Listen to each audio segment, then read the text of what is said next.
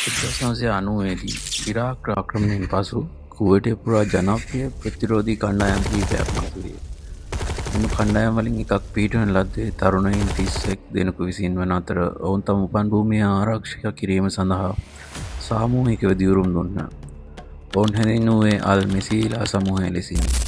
පළමුවෙන්ම මෙම කණ්ඩායම් ආහාර සහ ජලය මිලදී ගැනීම සඳහා මුදල් අපේක්ෂාවෙන් සිටින ඉරාක සොල්දාදුවන්ගෙන් අවියාවිද එම මුදල්වලට හුවමාරු කරගෙන නොයෙකුත් වර්ගයේ ආයුධ එකතු කිරීමට පටන් ගත්තා. දෙවනුව අල්මෙසිලා නාගරික ගරිල්ලා ක්‍රියාකාරකම් සිදු කිරීමට පටන් ගත්තා. 1990 ඉඳන් 91 වෙනකම් මේ කාලය තුළ ඔවුන් ඉරාක හමුදාව ඉලක්කවලට බෝම්බ එල්ලුව අතර ඉරාක සොල්දාදුවන්ට ස්නයිපර් ප්‍රහාර එල්ල කරමින් ඔවුන්ව අඩපර කිරීමට පටන් ගත්තා.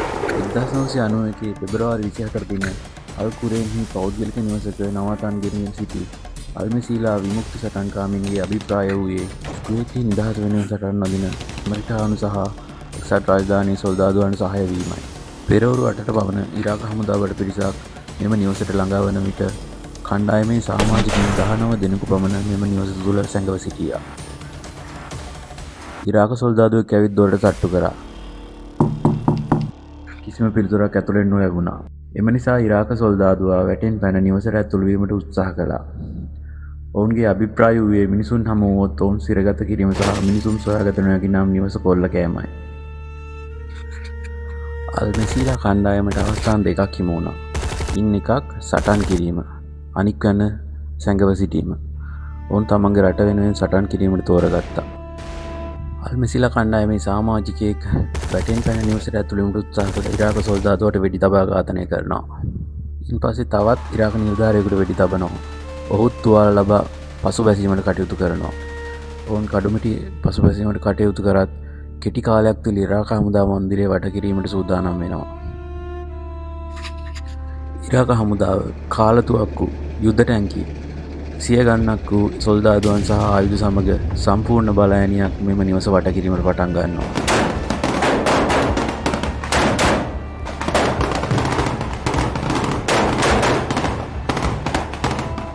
මේ ආකාරයට පැය 10ක් පමණ පැතිරුණු අතිබිසුණු සටනක් ආරම්භ වෙනවා.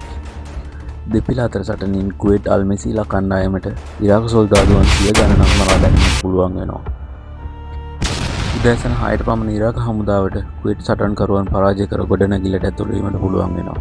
නමුත් අන්ධකාරය සහ සෑම තැනකම ගොඩ ගැසී තිබූ සුන්බුන් නිසා ඔවුන්ගේ සෝදිසි මෙහෙයුම් අති දුෂ්කර වෙනවා. සුන්බුන් යට වැළලුණු හඳුනා නොගත් අල්මෙසීලා කණ්ඩායමේ සමාජිකයින් 7 දෙනෙකු තුවාල ලැබූ නමුත් ජීවිතුන් අතර සිටියා. නිවසේ සිරවි සිටි සමාජිකයින් 19 දෙනාගෙන් දිවි ගලවා ගත්තේ ඔවුන් පමණි.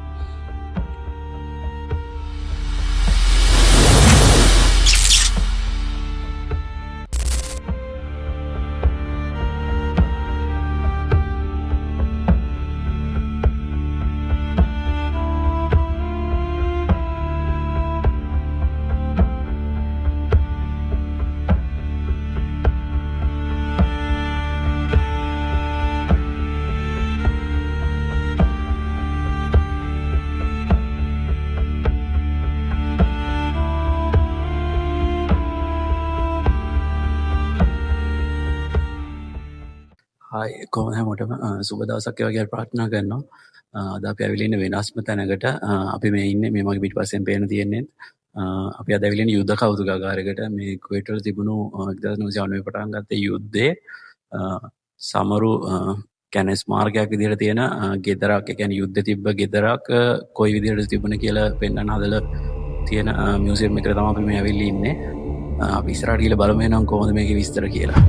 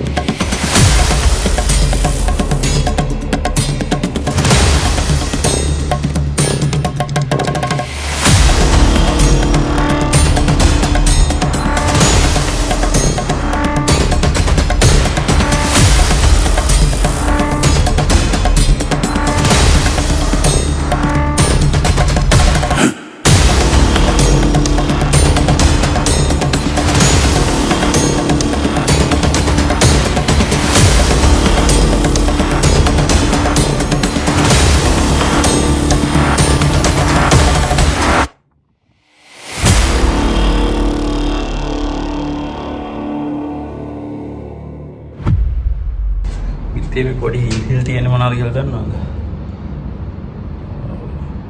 මේ තුවක්කුවල වෙඩි බෙහෙත් එක්ක තිබුණු අර යකඩ කෑලි යකඩ බෝල වලට හැදුණු සිදුරු තමයි මේ බිත්ති වල හැමතැනම තියෙන්නේ. මොකද මේක යුද්ධයක් තිබ්බ දන යුද්ධෙත් එක්ක උනේ බිත්ති වලට උන ඩැමේජ් එක තමයි මේ හැමතැනම සිදුරු වලින් තියෙන්නේ.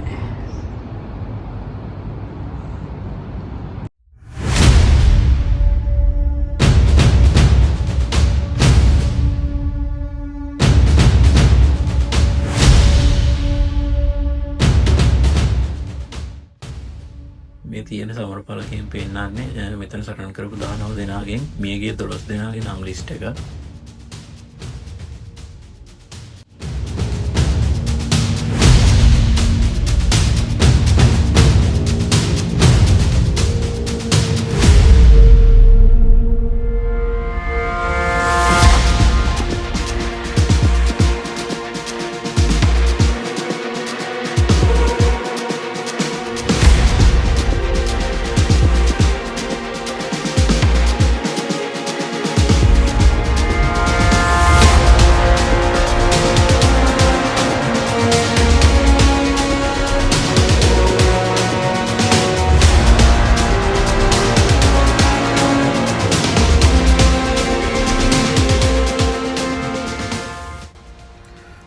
මේ තියෙන පරණ ඡායාරූප මේ ගෙදර මේ සටන ඉවර වුණාට පස්සේ මේ ගෙදර සුන්පුණ්‍යවත් කරන්න කලින් ගත්ත ඡායාරූප.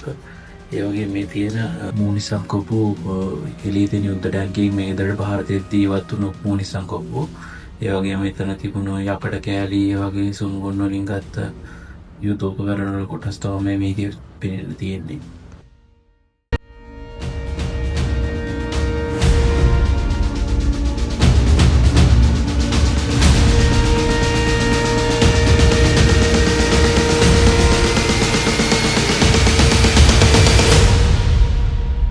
මෙතන පේන දේ මම අර කිව්ව යකඩ කෑලි අර බිත්ති වල පොළොවේ සිදුර ඇදලා තියෙන මෙන්න මේ වගේ කෑලි ඇවිල්ලා වැදිලා උණු ඩැමේජ් එකකින් තමයි.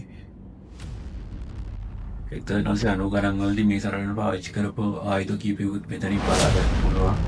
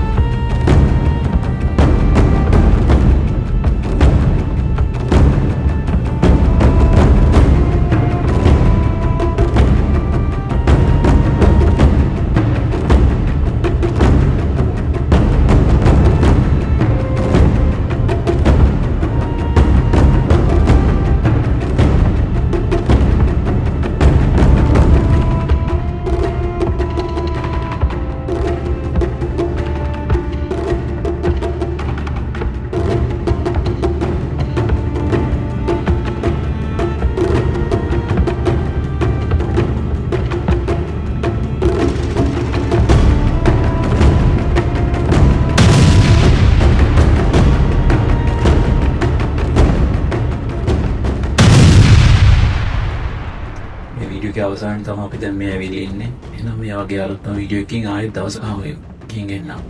ජය වේවා හැමෝටම.